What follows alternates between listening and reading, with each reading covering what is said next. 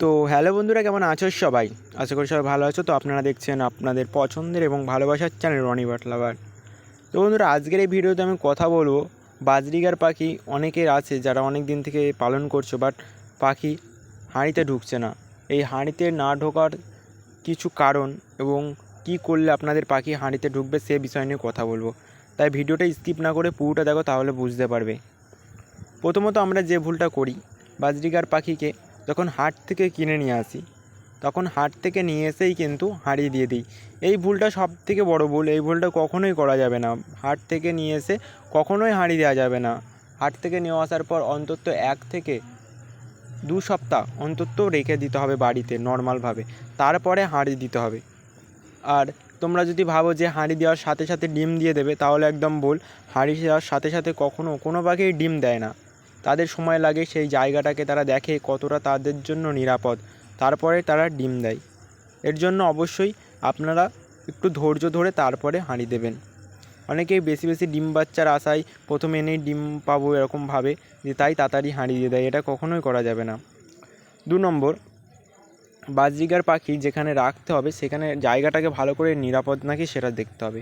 যেখানে যেন কোনো আওয়াজ না হয়, কোনো যেন প্রবলেম না হয়। তারা যেন মনে করে যে না, আমরা ফ্রি আছি, আমরা এখানে নিরাপদ আছি, তবেই তারা ডিম পাড়বে। ডিম পাড়ার জন্য উপযুক্ত জায়গা সেটাকে ভাববে, আর না হলে তারা কখনোই ডিম বাচ্চা দেবে না। এরপর আরেকটা বিষয়, খাবারের ওপর অনেকেই ধ্যান দেয় না।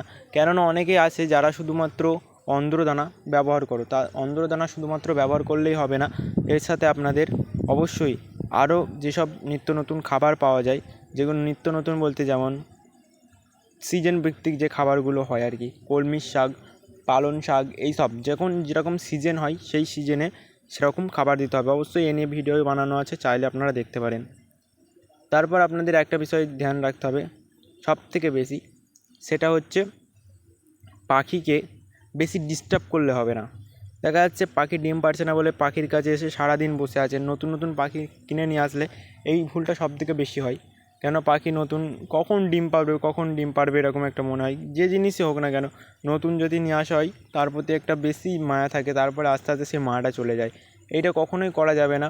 পাখিকে নিয়ে আসে অবশ্যই তাদের মতো রেখে দিতে হবে, খাবারের টাইমে খাবার দিতে হবে, যত্ন করতে হবে সব সময়। 1-2 দিন যত্ন করে তারপরের দিন থেকে যত্ন করছে না, তাহলে পাখিটা মারাই যাবে।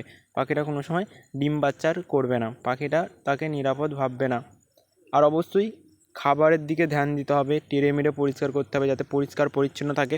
আর তার সাথে অবশ্যই আপনাদের সপ্তাহে 1 দিন সফট ফুড, 1 দিন এগ ফুড, এইগুলো দিতে হবে। এইগুলো দিলে পাখি কী হবে, তাড়াতাড়ি ভালো ডিম বাচ্চা করবে, ডিম পারবে, বাচ্চা করবে। আর তুলসী পাতা এই সকল তো দিতেই হবে, তুলসী পাতা, পুদিনা পাতা, এইগুলো দিলে পাখি আরও সুন্দরভাবে খায়। পাখি সজনে পাতা এইসব খুব ভালোভাবে খায়। এই সকল দিলে আর কোনো ওরকম ওষুধ দিতে হবে না।